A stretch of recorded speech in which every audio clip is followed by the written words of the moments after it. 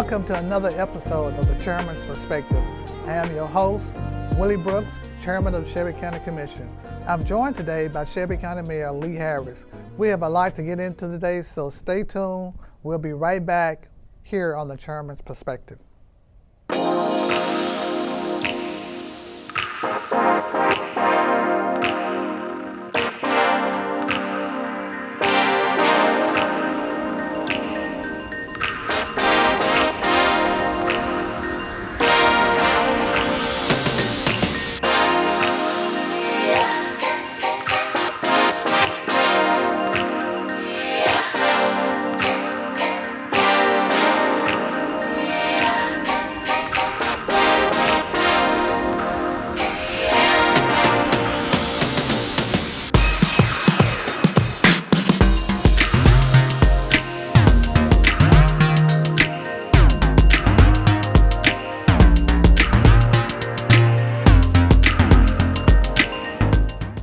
Hey, again, this is Willie Brooks, Chairman of the Shelby County Commission, and today I have my guest, Mayor Lee Harris.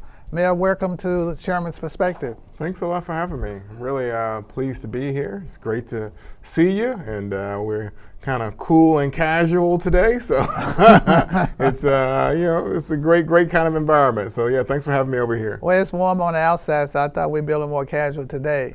That's right. Yeah, so you were elected back in 2018, I believe. Yeah, I've been around the block for quite a while now. Yeah. So 2011 City Council, 2014 State Senate, and 2018 I ran for County Mayor. Fortunate enough to pull out that race. I ran against David Lenore.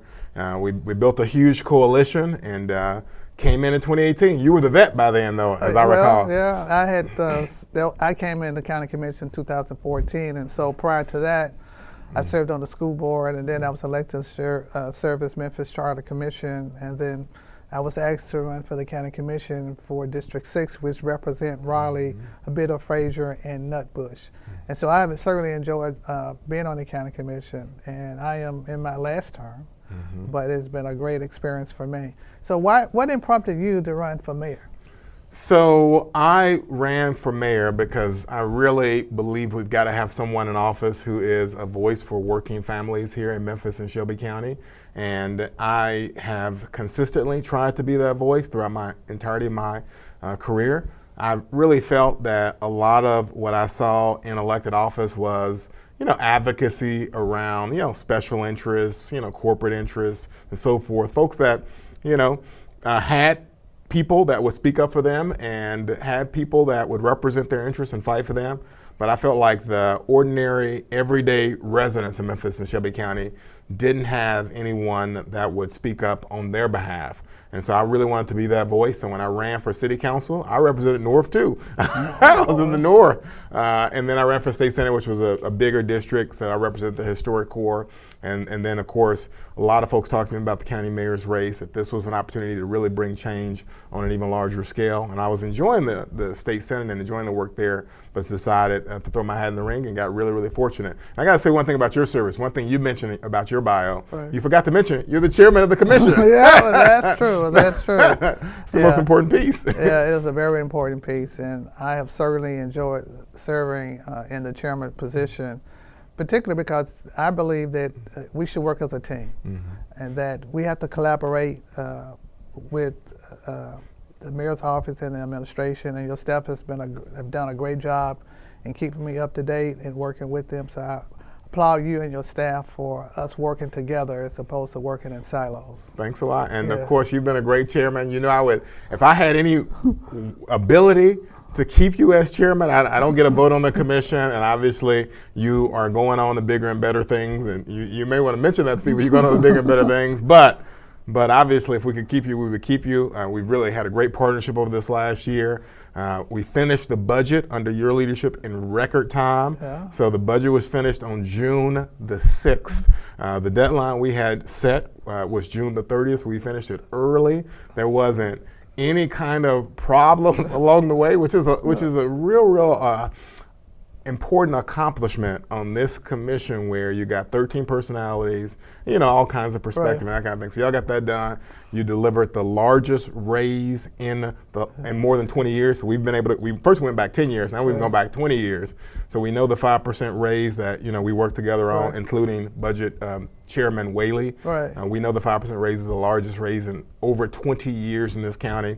So all those things, and y'all also delivered, I'll mention one more piece, so fast budget, largest raise in 20 years, and y'all also increased funding for pre-K, which is really important, give families a head start and so forth. So y'all increased funding for pre-K. So the amount we devote to pre-K at this point, over $30 million over the last 4 years, is just a really unprecedented amount, and it's gonna help lots of families in Shelby County. So if I could keep you, I would. I don't know how we can maneuver that, but if we had to change the charter, bring a referendum, I'd be glad to beat the drum and lead that parade. Well, and let me just say, I just retired from FedEx, and I can't recall at any point in time that we had a 5% increase in terms of merit increase, and ours is more performance-based.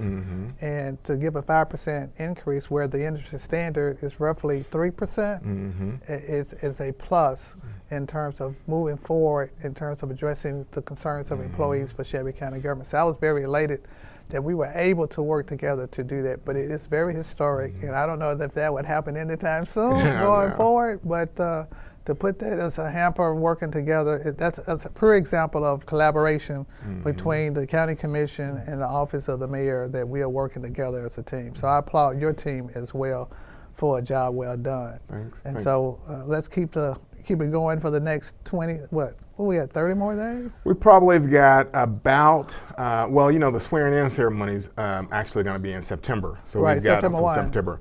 So that's probably about 60 more days to get to the swearing-in ceremony.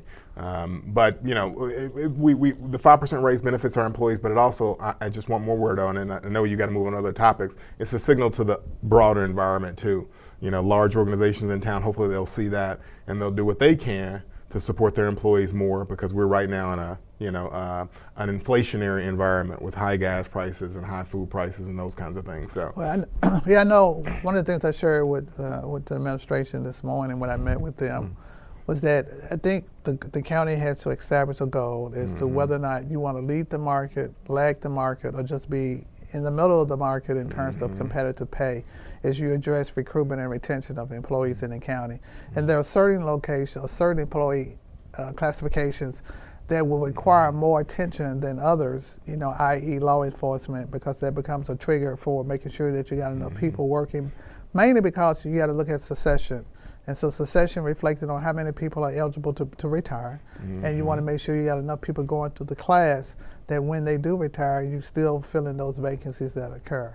So that's an opportunity that I think short to long term, the county needs to look at is how do we address pay in the workplace for all employees in Shelby County government.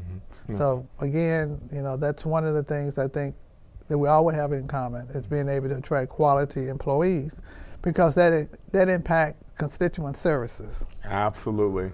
And so the 5% raise, you have to have a high minimum wage right now. So we're at $16 an hour. So over the course of these 4 years, the commission has done a number of things to lift the livable wage.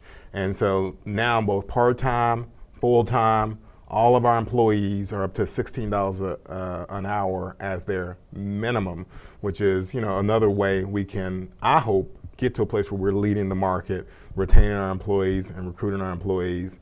We've also, over the last 4 years, did paid parental leave, which is another benefit that young talented employees are looking for right now. And so we continue to add to the toolkit that's going to help us, as you say, try to lead this market, recruit employees, and retain our employees. Yeah, great. So since you've been in the mayor's office of 2018, what have you seen some of the challenges? The challenges are it's a democratic process in Memphis and Shelby County and around the country. The point is that no one person can order something to be done and get it done by themselves. They've got to persuade people, and they've got to build coalitions, and there are lots of folks who have a role in Shelby County government. So that's one of the things that makes Shelby County actually more unique than some of the other places, other local governments in town. Shelby County government power is decentralized. The county commission has a whole lot of power, and in Shelby County government, we've got 10 countywide officials, elected countywide officials, and each one of those countywide officials have their own responsibilities and have their own levers of power. So that's, an interesting model and an interesting structure. So I wouldn't call it a challenge. I would call it interesting. So working through all of that, and the good news is I think everyone, with maybe one exception, I'm not gonna say everyone has the best intentions for our community, and that always makes a job like this really easy, because these jobs, as you know, you're part-time, but you know what I'm talking about is, right. They say part-time, but it requires a lot of effort. You got long meetings and all this type of stuff, and these jobs the choices are heavy. They're big choices. And y'all make big choices all the time. Y'all are facing a big choice or two right now in terms of the minority study, in terms of how we're going to go forward and transition to the next commission, and how that next commission will have enough resources. So these are really, really hard jobs.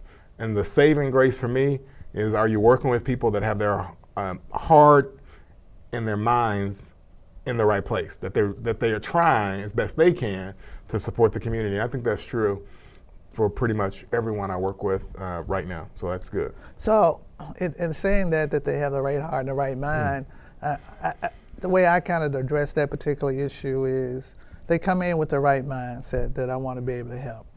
And so I look at it like, when you came into this place today, there are different directions by which you get there.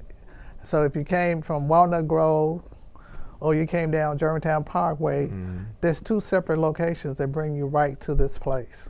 And however, one direction is no better than the other, but the end goal is that you got here at the right place. So we hope that as they navigate coming through, that we focus in on getting to the right place. And that is to make sure that we are serving the constituents of Shelby County government. And we're keeping that cost down. So one of the things that we've been very, I would say, has been a success for us is we have not raised taxes since I've been on the county commission. The taxes continue to decrease as opposed to increase. Going forward, I don't know how that's going to happen after I leave office, but the focus has been to maintain taxes at a level that everybody feels that we are providing a quality service in lieu of increasing our taxes. Right, and so that's exactly right. So I know the last 20 years of Shelby County, tax history pretty well, and I will say that this last 4 years, we're the first combination to not preside over a tax increase. The first combination of the last 20, 25 years to not preside over a tax increase. So for all 4 years, of budgets delivered to the commission approving budgets, all the 4 years we've been in office, been no tax increase. There's no combination of commission and mayor that can say that for the last 20, 25 years. The other thing is, not just that, we cut the property tax rate because, as most people know, this year everybody was facing high costs, right? All our residents, all our constituents were facing high costs. They can't afford higher property taxes right now because of the gas prices, the food prices, and what's going on in the economy. And so there was a decision and work to cut that property tax rate. So, you've been part of all those discussions from the beginning. Right. So we delivered a budget working together from the beginning of a 5-cent property tax rate cut. And then on top of that, the commission came back and added another penny during the process. And so the total property tax rate cut from this last budget session, our last budget of the last 4 years, was 6 cents cut from the property tax rate. 6 cents. It's pretty landmark, and at the same time gave employees a landmark raise. At the same time, increased funding the pre-K, and accomplished a whole host of things. So, not to mention, the grant program. Right. The grant program that is emboldened all kinds of nonprofits. Absolutely. And we've done a lot of that too on my end too, in terms of summer camp programs and grants to summer camps, and all sorts of things. So, really making an impact. And I hear it everywhere I go. And we just got to keep working at it and hope the next commission holds the line on some of these things and replicate some of the things y'all did. Yeah, well, it has certainly been a good year for us and well as the administration, because we certainly have made positive strides in the direction that I think the citizens should all be proud of, and I think we need to tout our horn and be able to communicate that information out there so they will understand. But I'd like to take this opportunity to thank you for being a part of the chairman's perspective, and again, thank you for taking your time, and this is Willie Brooks, chairman of the Shelby County Commission.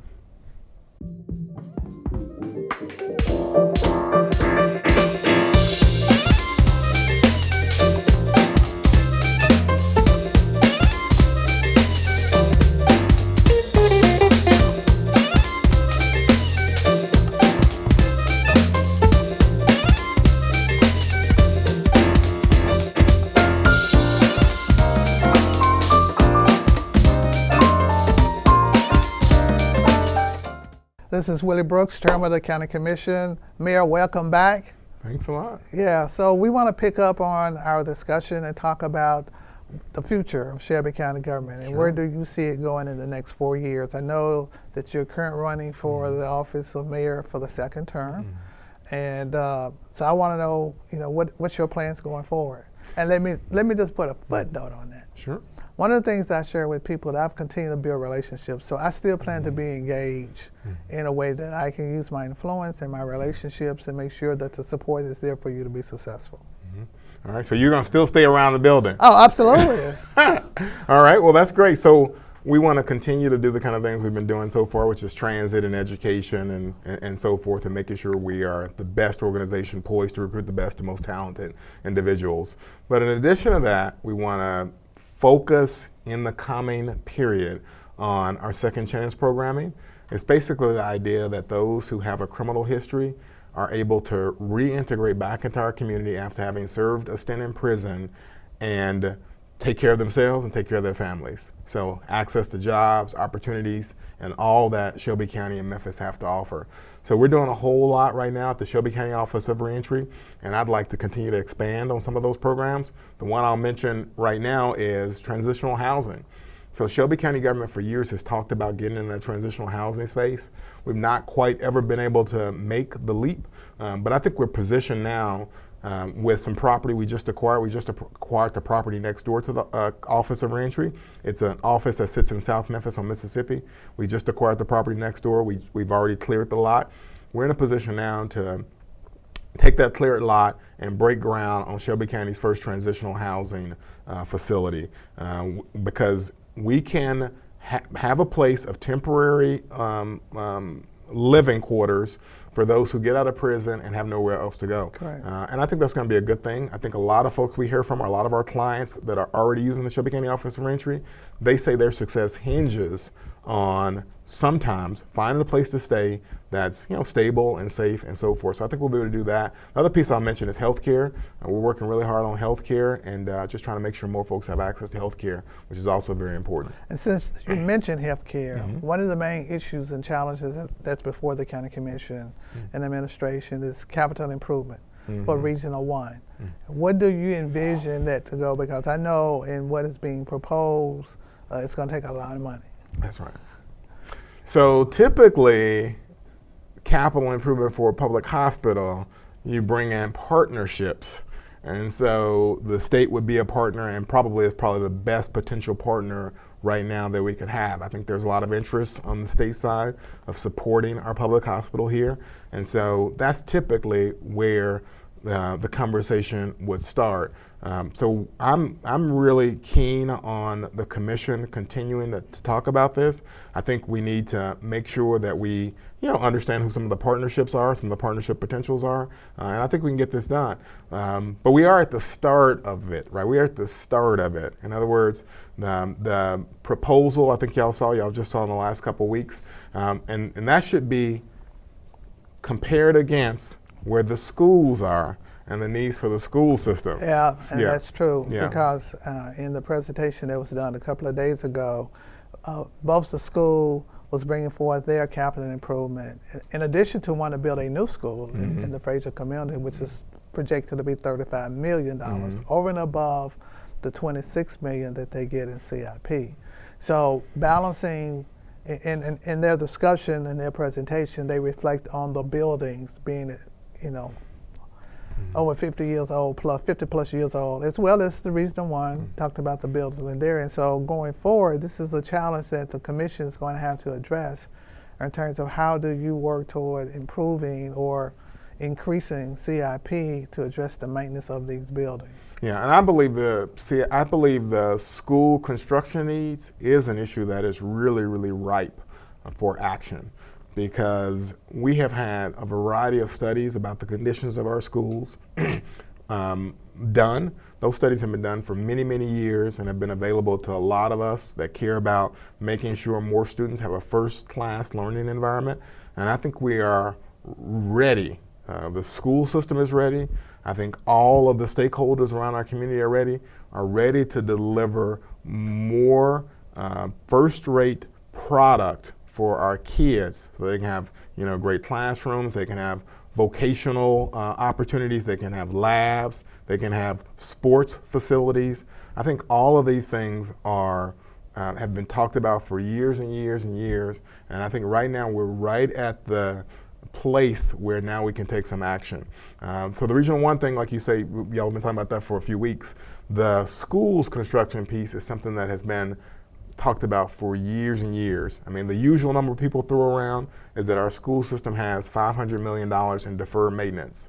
That is, that we need to invest a minimum of $500 million in our schools to give kids the kind of environment they need where they can learn. Because right now they're in classrooms that are too hot or too cold, and they can't focus. Right now they're in schools that don't have the kind of vocational opportunities that we want all of them to have. They don't have the mechanic shop. They don't have the welding facility.